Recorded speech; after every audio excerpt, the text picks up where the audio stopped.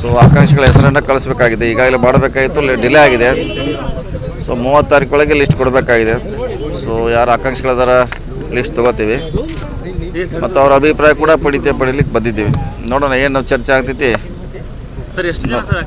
ಗೊತ್ತಿಲ್ಲ. ಇನ್ನು ಹೋದ್ಮ್ಯಾಗ ನಮಗೆ ಗೊತ್ತು. ಅರ್ಜಿ ಕೊಟ್ಟ ಮೇಲೆ ಆಕಾಂಕ್ಷಿಗಳು ಯಾರು ಗೊತ್ತಾಗ್ತದೆ. ಸೊ ಕಾದು ನೋಡೋಣ, ಸಾಯಂಕಾಲವರೆಗೆ ಗೊತ್ತಾಗುತ್ತೆ.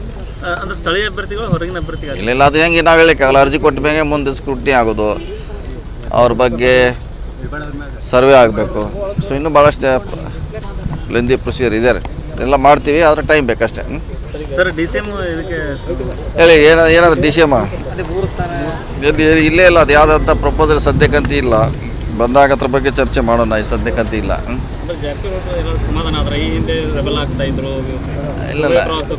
ಇಲ್ಲ ಹಿಂದೂ ರೆಬಲ್ ಇಲ್ಲ, ಈಗೂದು ರೆಬಲ್ ಇಲ್ಲ ಪ್ರಶ್ನೆ ಇಲ್ಲ. ಸೊ ಈಗ ನಾವು ಮಂತ್ರಿ ಕೆಲಸ ಮಾಡ್ತಾ ಇದ್ವಿ, ರೆಬಲ್ ಪ್ರಶ್ನೆ ಇಲ್ಲ. ಹೇಳಿ ಮತ್ತೇನು ಬೇರೆ. ಸಾಯಂಕಾಲ ಬೇಕಾದ್ರೆ ನಿಮ್ಗೆ ಎಷ್ಟು ಜನ ಅರ್ಜಿ ಕೊಟ್ಟಂತ ಬೇಕಾದ್ರೆ ಸಾಯಂಕಾಲ ನಮ್ಮ ಆಫೀಸಿಂದ ನಿಮ್ಗೆ ಕಮ್ಯುನಿಕೇಟ್ ಮಾಡಿಸ್ತೀವಿ.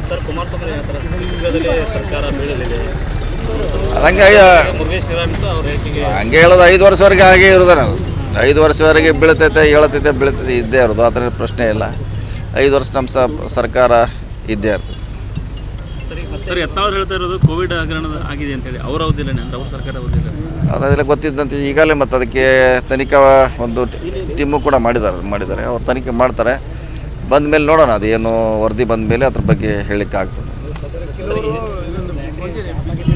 JDS ಅಂತ ಮತ್ತು BJP ಅದರಿಂದ ಏನು ಇಂಪ್ಯಾಕ್ಟ್ ಎಷ್ಟು ಆಗ್ಬೋದು ಅಂತ ಏನು ಅಸೆಸ್ಮೆಂಟ್ ಕಾಂಗ್ರೆಸ್ ಮಾಡ್ತಾರಂತ ಯಾವುದ್ರೆ JDS BJP ಹೊಂದಾಣಿಕೆ ಮಾಡ್ಕೊಂಡ್ರೆ ಅದರಿಂದ ಕಾಂಗ್ರೆಸ್ಗೆ ಎಷ್ಟು ಮಟ್ಟಿಗೆ ಎಫೆಕ್ಟ್ ಆಗ್ತದೆ ಅನ್ನುವಂಥ ಏನಾದ್ರು ಇಂಟರ್ನಲ್ ಅಸೆಸ್ಮೆಂಟ್ ಮಾಡಲೇಬೇಕಲ್ಲ. ಯಾಕಂದ್ರೆ 2 ಶಕ್ತಿ ಒಂದಾದಾಗ ಅದ್ರ ಬಗ್ಗೆ ಪರಿಣಾಮ ಬಳಕೆಗೆ ಚರ್ಚೆ ಮಾಡೋದು ಅವಶ್ಯಕತೆ ಇದೆ. ಮಾಡೋಂಥ ಪ್ರಯತ್ನ ಮಾಡ್ತೀವಿ.